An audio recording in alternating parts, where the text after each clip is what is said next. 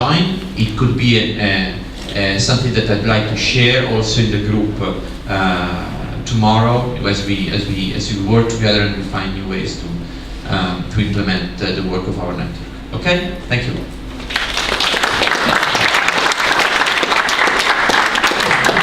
So our fourth marking stall is prepared by Monica from Kaunas University from Lithuania.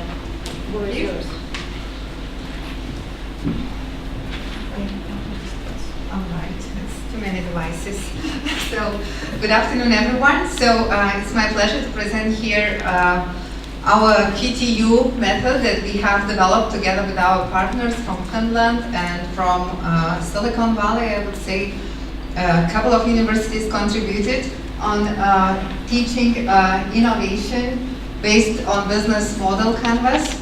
And so I call my presentation socializing and connecting foreign innovation in action, because our core concern in Lithuania, a little bit of context, this year we reached as high as world rank number 17 for doing business in 2014, so the business conditions are pretty good and well developed.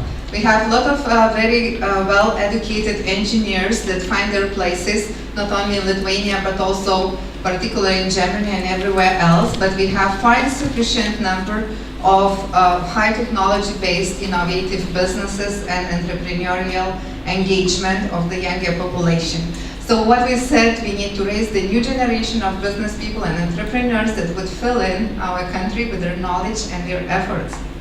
So what do? We are building an ecosystem which is becoming a national-wide, but also the course that was particularly designed, and we had tested it last year, to start on innovative business development based on original and innovative idea. The course is for freshmen and undergrad students, and all of them are engineering students, and they don't have much of very great engineering knowledge, but we teach them from the very beginning to connect and to link and to gather knowledge from the very experienced researchers, business people, mentors, and elderly students in order to proceed.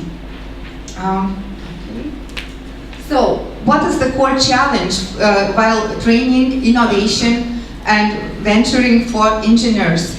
The problem is that engineers are trained to do no mistakes. A couple of centuries ago, a mistake for an engineer could cost a life, like architects, bridge builders, and so on. We know the history. So innovation and entrepreneurship is about doing mistakes and learning from them. So how to fail safe, how to reboot fast, and how to change the controversial mindsets between engineering mindset and entrepreneurial mindset, which is kind of opposite. So fail fast and reboot fast is one of the core skills that we want to train our students. So our aim, in fact, is to create courage, to build excitement and energy, to focus strongly on rejection therapy, what we call, to learn from experiences and to build networks and not to be afraid to share not only successes but also failures. And building innovation community on campus, last but not least, task of our course, which we stated, of course, we needed to do it formally, but I will not quote it here.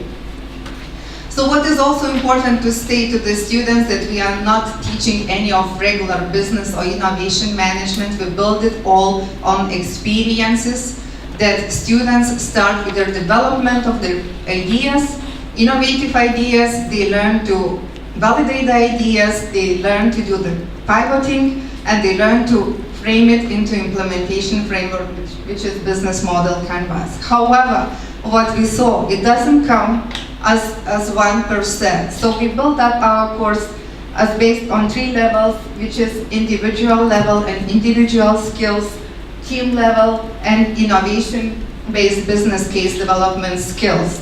And actually, each of those skills development has its own methods that we apply, so this is more combination than the single method.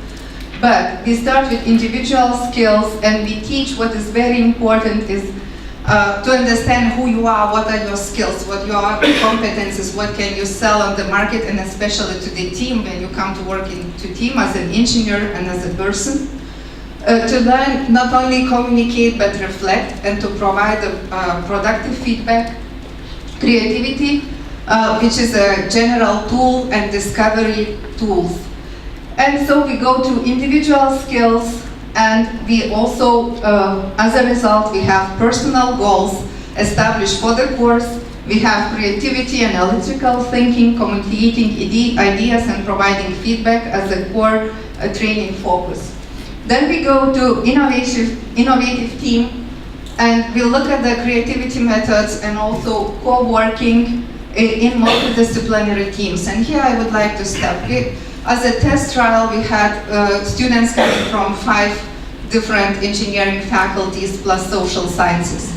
The team was not allowed to be formed for students from the same faculty. So they needed to meet each new member and to learn how to work together, not only with the new people, but also with the interdisciplinary team. So they start from scratch and from the beginning. So this year we scale up. We will have about 400 students, but we will maintain the same working method. And also, so we have also skills that we are developing: teamwork, organizing, conflict solving, which is also professional conflicts, not only interpersonal conflicts, different approaches, and also creative problem solving. And believe me, there is a lot of stuff when they start to solve problems and try to apply their disciplinary approaches. And then we come to innovative business case building, which is customer validation, business model canvas, and Q-sentence positioning as the core. We want students to know at the end of the course. And also we let them work on building lean business model canvas to build up their business case, and also to learn to communicate and pitch it to various interest groups, including investors. So how does it work in practice? So we meet every week for 3 academic hours. Each of the hours has its own purpose. So it's 3T is theory, experience, which is based on the practical guest speaker from business. What we want to show all stages of innovation, from the young inventor to the well-established business people that build a successful business case on his own experience, and providing a tool that they later can apply by themselves. Then we meet every second week for mentoring week, where they meet instructors and they talk on their business idea and on their innovation development, and also the mentors provide the links to important research labs, to important business people to talk about. And what is very important, experiencing and sharing, which is working in teams other than classroom time, meeting inventors and labs, validating the customer, and sharing experiences, blogging experiences. So each student team is running their own blog.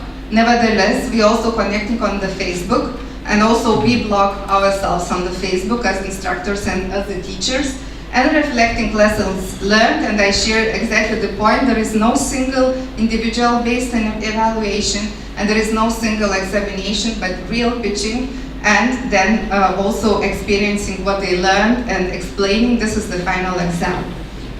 So, implementation team is pretty large, and also you can assume also expensive. But we have a teacher teams, which is again cross-disciplinary. We are teachers from business studies, and we also have teachers from different fields who also come to work with our students as mentors. You can see all the list: business, psychology, informatics, telecommunication, medical engineering, chemical, environmental engineering, and so on. So those are real enthusiasts. The core prerequisite for teacher to come to the course is to have its own business or to run the lab, so to be inventor, either businessman or businesswoman, either inventor. So then what our co-mentor Chris Barry from US Max Center says, not having a mentor definitely leads to failure. Having a mentor not necessarily leads to success. So we have our mentors, which are from Silicon Valley and Alto. So it's Ken Singer, US Berkeley, US Max Center, Chris Barry, and also Fabian Sepulveda from Alto University. But those mentors would also come on a monthly basis to meet our students and to help us mentor them. Then we have mentors that come from businesses to mentor students on other than classroom time. And then we have guest lectures that come every week to talk with us. So as you can assume, this is a lot of organizing and management for the course, and you become less teacher and professor and much more a mentor and organizer of the course. So we have different roles and responsibilities, and each of us very clearly knows what we have to do at which stage. And actually, the lecturers and coordinators, they are responsible for all the course.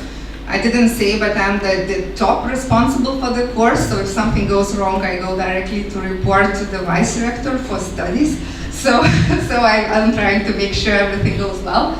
But we have also international mentors, local business mentors, and guest speaker that we build up our own community, and this is also the work, and we hang up with our own community on a regular basis. So the key message is here, live what you teach. You can't ask students to do differently than you do it yourself. So we are kind of entrepreneurs and innovators with that course, and we really show by examples how the things are going to work. And we are very human in the case. We are not also afraid to say to the students, look, this is not working exactly well. So customer validation, how can we improve this or that? What do you think? Students love it, and they really, as the customers, provide a lot of ideas. And nevertheless, last thing, we celebrate our successes and we go real. And the important thing that we also have our students directly linked to Silicon Valley Innovation Challenge, where they put their ideas, they pitch them. And I didn't mention one very important member of the community, those are the sponsors who support student trips to pitch directly in Silicon Valley, in San Jose State University. So building links, international links, is also very important. And of course, we celebrate our successes. Thank you.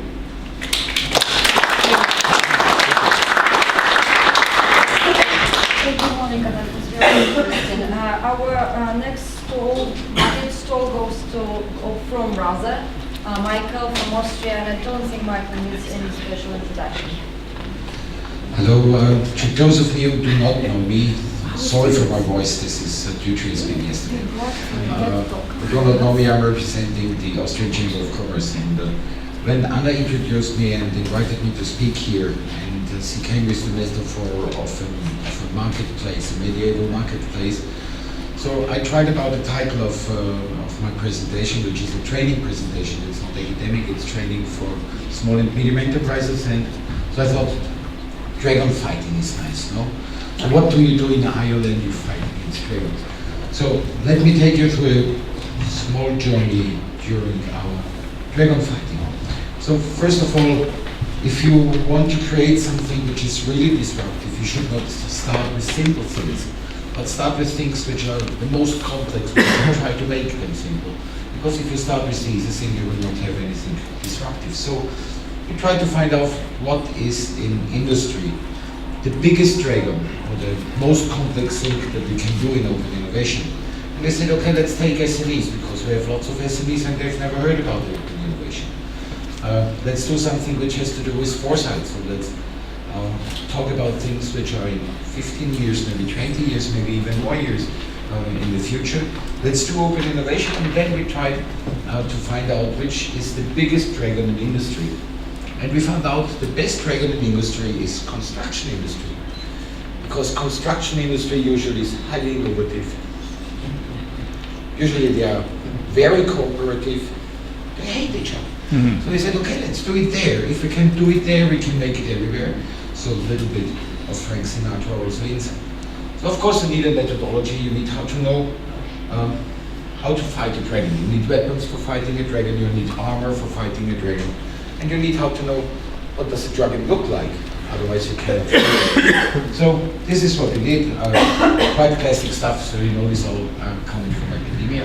And then what are the things done in after our dragon fight? So first of all, we found out if you want to talk with companies which are small and medium companies in the field of construction, and they've never heard of open innovation and they have no clue what it is, we need some experts who tell them what open innovation is about. try to teach CEOs and entrepreneurs. So how do you teach CEOs and entrepreneurs? Don't tell them that you are teaching them. So they need to find out by themselves that they have been taught something. So we had this expert panel, consultants, people from academia, from universities of applied science who started teaching without teaching. Then we had open innovation rounds, various, you can read this afterwards, I think. The most important thing is how to translate the language from academia to SME language. How to translate open innovation language to small and medium enterprises. They don't even know what a crowd is. So we need to explain them, okay, we are all the crowd. And you understand what the crowd is. So we needed some gamification approaches, telling them, let's see what the crowd can do and what the outcome can be. So this was what ran through this whole project. So this was the dragon fight, and you can imagine the dragon fight is bloody. And you get some injuries, even as a fighter, as you get maybe injured to the dragon. At the end, the dragon was dead, which was good, because they understood that open innovation is a good thing for them. We did this in 2012. The group is still existing. They're working without any coaches together on open innovation projects. And so I think that's a good thing that we can share together. Now let's come to the bad points. So we tried all these systems that you might all know, no? Innovation funnel didn't work out. Larger innovation funnel from basic research to advanced research to normal idea creation, it didn't work out. We tried good old Cooper's stage gate R from the left to the right side, and we found out it doesn't work. So what worked? And this was the next dragon. So after we killed the first dragon, SMEs, open innovation, construction, we found out we need to do with them something which you might know, which is design thinking approach. And that was the next dragon that we had to fight against. How to implement design thinking in small and medium enterprises, on C-level, on entrepreneurs and owner level, in the construction industry. They never have heard about it. So after Dragon 1, fighting Dragon 2, you can imagine that the fussy front end of innovation was even more difficult for us, how to do this with small and medium enterprises. But we found out that it works. Doing an open innovation approach, which you might know, we did this together with Tim Jones from futureagenda.org. Implementing, sorry that it's in German, but I had no time to translate it. Implementing internal and external experts. So it's quite easy, German is an easy language. So we went 20 years to the future. We had our experts there from academia telling us what the future looks like. And then we backcasted it on the company level, and suddenly they understood it. We did not explain what we are doing, because if you explain to small and medium enterprises what you are doing, they will not like you so much. So this was the overall process. We had meta-studies on the future, because it's not important to do studies again, which have been done several times. So we had 2 universities doing meta-studies. We gave them information about the funding schemes. Small and medium enterprises, the first thing that they are asking you, is there any money for it? Okay, so we found out that there is money for it, and we published this in a science report, and afterwards we went into our first open innovation round, and the rest you can read. Here you can see this is looping back and looping forwards, and at the end of the day we had the creation of individual company roadmaps. Why individual company roadmaps in surroundings of open innovation? The open innovation was in reaching the ideas of what might the future be like. And afterwards we found out we're still in the construction energy, and we're still in small and medium enterprises. They did not manage, or we did not manage, to make them a collective roadmap, which would have been the nicest idea for having a roadmap of more companies together. But in these individual roadmaps, and this was the funny result, we had very much interlinkages. So the companies found out, if we do this together, or if we go on this individual way, we need to do it together in several points. So this is, and at the end, if you did a dragon fight, you need something like a cooking recipe, you know, a magic sauce for fighting dragons. This is the magic sauce for the fighting dragons. This is what we've learned about it. You need for this process a trusted party. In our case, the trusted party was the Austrian Federal Chamber of Commerce, because otherwise SMEs would fear that their information will go somewhere. You need a very mixed group, interdisciplinary group of experts. You need tangible results. Don't talk about theoretical topics with SMEs. I think the rest you can read. And I want to go back to what Antero said. I think two of your points were very important. In this one we had lots of fun, and we tried to keep it human. So thank you, and good luck with your dragon fights. Our sixth stall is for December from Malta, and the floor is yours.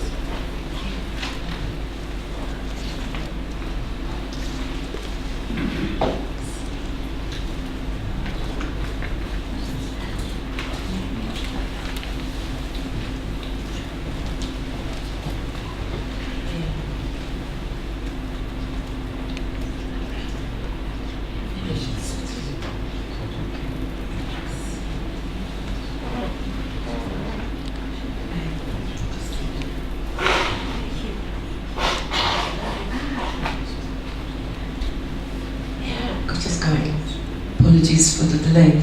Good afternoon, everybody, and thank you for this opportunity. I'm from the Edward de Bono Institute at the University of Malta. We actually offer two master's programs. One is location-based, the other one is mainly by e-learning. And the one by e-learning is run in conjunction with the University of Potsdam in Germany, and also in collaboration with Turku, University of Turku in Finland.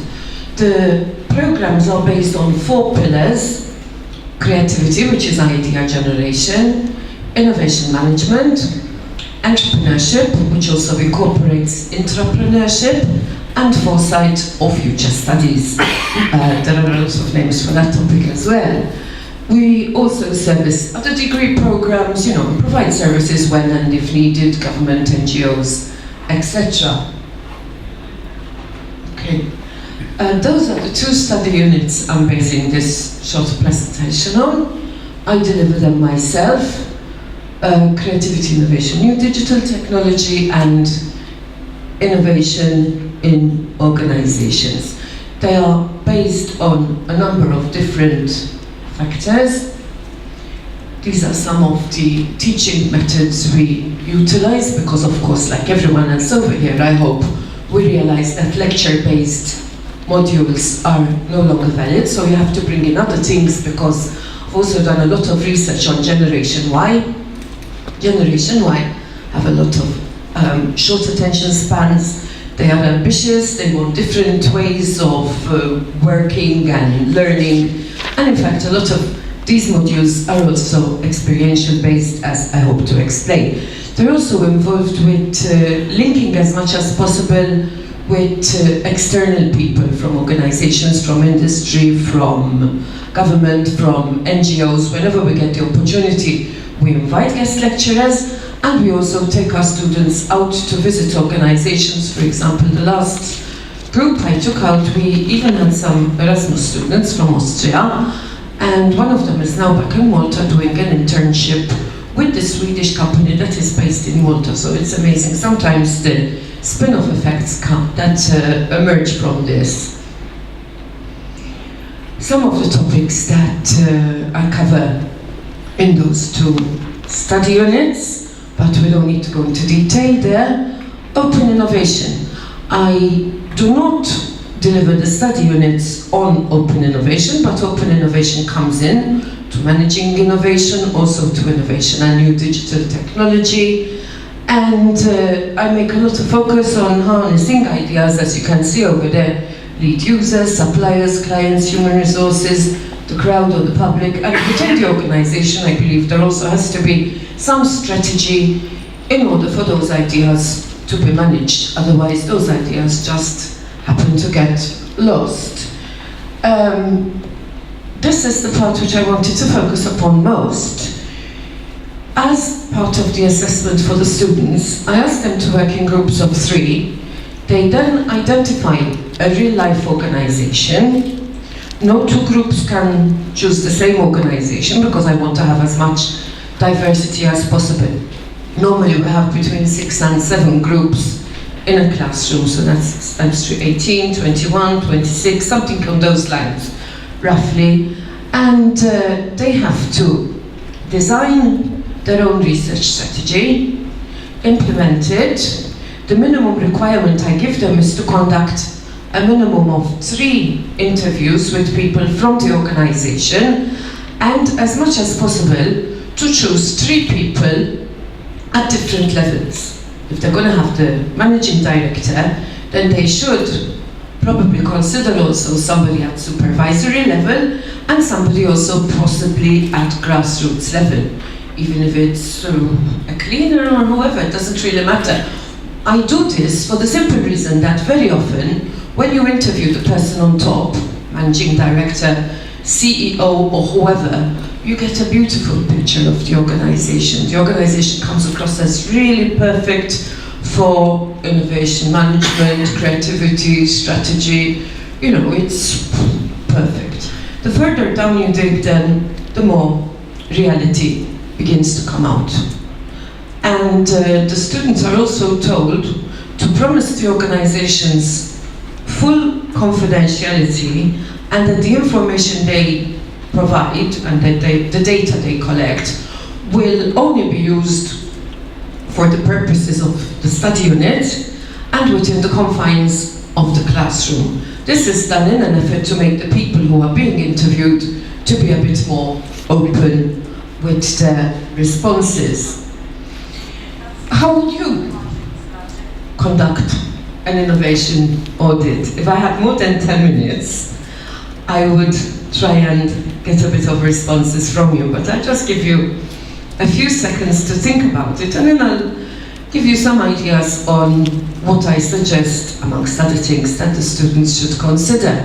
Although I actually give them about 6 different innovation audit models, one also from Tid and Pesant, who have always inspired me from the very beginning, practically 20 years ago now. There are others as well, but yours has always been very, very inspirational. And I hope while I've been talking, you have had an opportunity to think a bit about how you would conduct an innovation audit, what sort of questions you would ask, where you would direct your investigation. I have some here. I tell them to look at the mission and vision. Does the organization say it is creative, innovative? How? Why? When? Press for that. Is it really creative and innovative as it says it is? What is the publicly available information? Google the organization. See what it says about itself. Test it when you do the interviews. Communication, one of the key factors that often comes into what we call organizational climate. Ask the employees, what do you do with a good idea if you have one? Most organizations, unfortunately, the reply to that question is not very positive. Risk-taking, are you playing it safe? I think even employees need to have entrepreneurial skills, including, for example, being able to recognize opportunities and take risks. And added value, what can you offer that the competition does not? There are some more questions coming up. Do you have an idea management system? I'm surprised at some high-tech companies that do not even have an idea management system. So then very often the ideas of the human resources are often lost unless you have good connections with the right people within the organization itself. Does it have a strategic system to identify ideas from external sources? Is there any scanning of the environment which is deliberately done, harnessed, delivered, communicated, etc.? How receptive is the system to ideas from external sources? This is open innovation, of course, and many people in organizations in real life do not realize the importance of that. Does the organization reward the ideas that it eventually implements? feedback. If you do not have feedback, an idea management system tends to hit the slippery slope and gradually die. People need feedback. I've seen idea management systems in many organizations that have died a natural death, because before starting to work as an academic, I had 20 years experience working in various organizations, so I haven't always been an academic. And how effective and efficient is the idea management system? Availability of the top people to staff. Do they operate with an open door or a closed door policy? People need to see their boss, their immediate superior. I often give advice, do a walkabout amongst the staff whenever you can, so that if people need to approach you, you are there available for them to speak to you. Do you listen to employees? When was the last time you had some sort of external possibilities for ideas, because ideas often come from external sources as well. Space to the staff, trust them, treat them as responsible individuals. Trust is important. If staff are not trusted, then they do not communicate. The bean counters, finance unfortunately often have a reputation of saying, no, our budgets are too small, we can't afford that. But I think they need to give those people with good ideas a bit more space. And this is something which needs to be considered as well in an innovation audit. A few more over there. I think we can move on because I'm seeing the red card. The main issue is really to create external linkages with organizations to get the students to have this experiential learning about innovation management, innovation strategy, and it works very well, I must say. And I make an emphasis, as in the last point over there, on open innovation. Some learning outcomes. Since I have the red card, I won't read them. I'll leave them to you to have a quick glance at, but you can contact me later if you wish. And a quick pitch. I hope you don't mind. A lot of what I teach in those two modules is also incorporated in this publication, which I co-authored together with a colleague of mine from Durham University Business School. Thank you very much for your attention. So from Malta and Sandra, we are over to Germany, and Robert has his 10 minutes.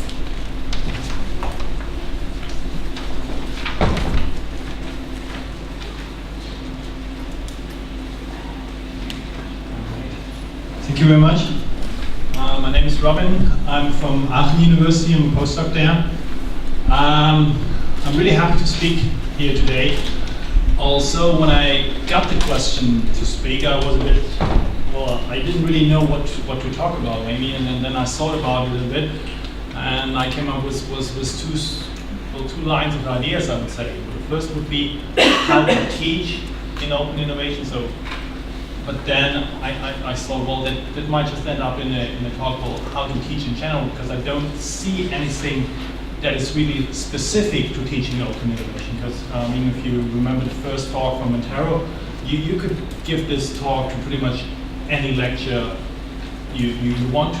It was great. The 5 insights are really, really good, and I would really encourage everyone to appreciate them in your own lectures, but they're not specific to open innovation lectures. And the second thing is, of course, then I need to talk about content, and then I will say, there's so many things to talk about. But I give it a try, and it's your turn to judge if I did well. So what I choose is to as some of you already heard in the previous talk, I choose a specific topic. I choose one specific course we are teaching in Aachen, and that is interactive value creation, where we teach students a lot on how companies may use other participants in their value creation process. So what we try to achieve in our course is to have students know about methods and tools to create this value interactively, and second of all, to introduce students to research methods in their field. I go to the content a little bit later in more detail. Let me start with the course mechanics, or how is the course organized.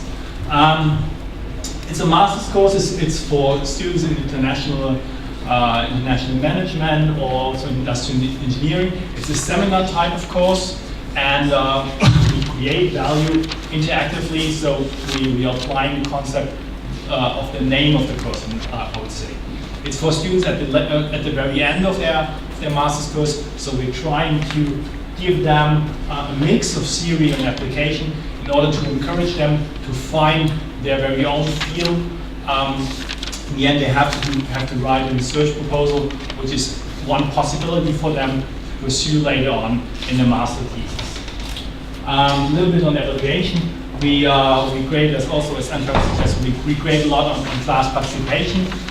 So we have a student assistant with us in this lecture who takes notes and who participates, and whether it was a good or excellent comment, or whether they are just sitting there. They provide case memos or paper memos. We will discuss cases and papers in this lecture, and they provide memos later on an individual basis. And also in teams, they write a research proposal later on, and they might use that for their master thesis. And that is the main part of the evaluation. A little bit on content. We have 5 modules in there. I'm not going to go into detail, but I want to stress the first point. We start out with classical innovation, with the firm-centered innovation paradigm. And I think that is very important, not to have a course that's just like, okay, we're going to teach you open innovation without having students any knowledge at all about innovation management. Because I think it's important to understand for students, for